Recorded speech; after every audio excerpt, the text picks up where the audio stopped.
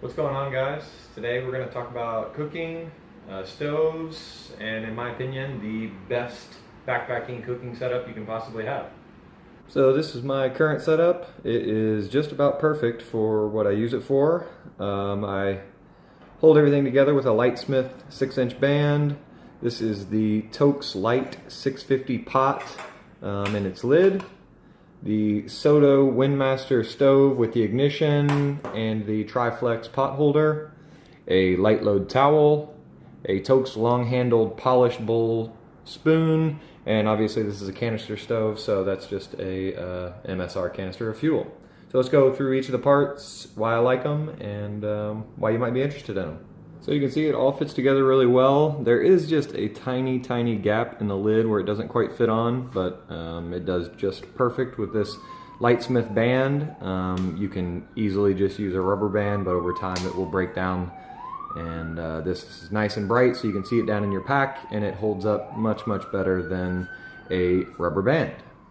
The pot itself is 650 mils, so you can easily boil 2 cups of water, no problem. It has a great lid that fits well, and has this little tab that you can lift the lid off easily without burning yourself. It also has vent holes or pour holes if you're trying to strain pasta. The handle is got a great cutout here so that it fits easily in your hand and you can hold it up, and the handles cool very quickly even when there's boiling water in here. So you turn it off, let it cool for just a second, and then you're able to pick this up if you don't want to use a towel to pick it up all the time.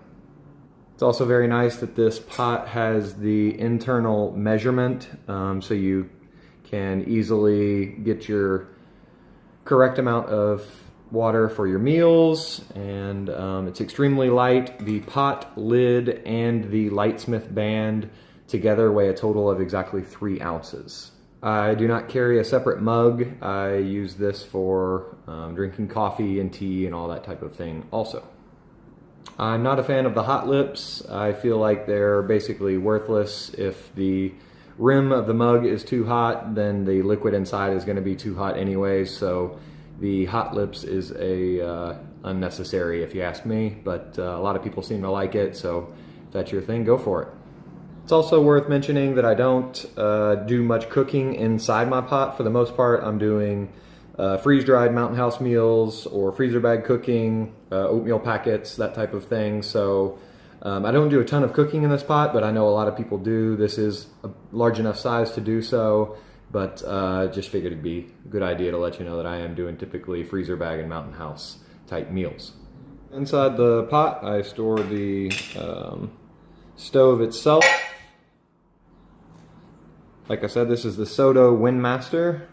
It's a fantastic stove. The piezo ignition is extremely reliable. I am using the Triflex pot holder. It actually comes with the 4Flex if you buy it now, every option I've seen. This is very good quality. It's just far too bulky for the types of things that I'm doing. But although the Triflex does have a smaller profile than the 4Flex, even that itself out of the box is too large to fit down into a 650 pot. So actually I have shaved down the edges just a little bit, just enough to get enough clearance to do that. So you can see while this stove is attached to the Triflex top, it will not actually fit down into the 650 Toaks pot. So I simply used a grinding wheel on the end of a drill and slowly but carefully ground down a couple millimeters on each of the 3 edges of the Triflex pot. You're just taking a little bit of material off. It's still very stable, and the pot still sits great on top while allowing you to put the entire thing down inside the pot. Obviously, you don't need to perform the modification that allows this to fit into the pot as one single piece. This is easily removable. It just is one less piece I have to keep track of now. So I like having it all compact, efficient, and that's how I've tried to set up my backpacking system for minimum pieces, minimum chance of loss and failure, all those things. So you could easily do it just like this and not have to mess with that modification at all. The control on this stove is unbelievable. It does have a micro regulator, so no matter how full or empty your canister is, you'll always get a consistent flame, which makes it great for cooking in windy or cold temperatures.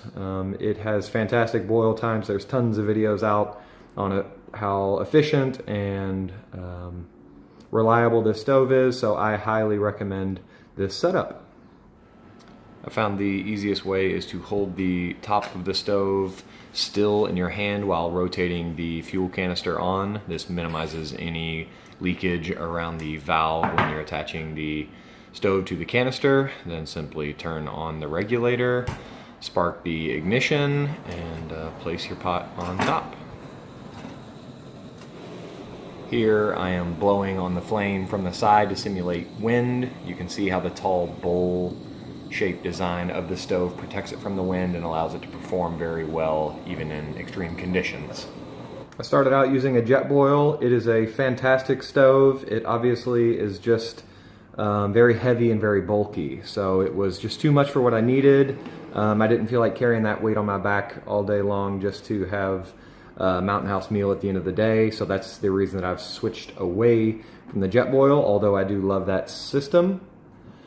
I flipped to the opposite extreme, which is the BRS 3000. As you can see, there's no protection along the ridge for the flame, so any variability in your temperature or any wind whatsoever is just devastating for this stove. It becomes very inefficient and just wasn't something I felt comfortable relying on. So the minimal extra weight from the Windmaster is very worth it in my opinion. The spoon is just a titanium long-handled polish bowl spoon. I am a big fan of the spoon over the spork, and then also the long handle allows you to get down into the corners of the Mountain House meals especially. I think it definitely makes eating much easier. The polished bowl makes for much faster, easier cleanup. That's another reason that I do a lot of freezer bag meals and Mountain House meals, because minimizing time that you're doing dishes and cleaning just takes away from time you could be hiking or relaxing or all those types of things. So this allows for a very efficient setup, minimal pieces, minimal cleanup, and it's extremely light. This is just a quick shot of putting everything together. Just wrap the stove with a light load towel. This just protects the inside of the mug from getting scratched up all the time, and it keeps everything nice and quiet so it's not jangling around in your backpack all day. And then cover the whole thing with your band. It'll hold it together, and throw it down in your pack.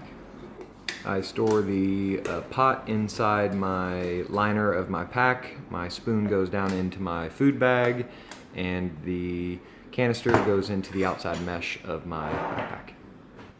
So I'll be hopefully posting a couple videos of some of my favorite trail meals here after my next upcoming trip to Cuyahoga National Park.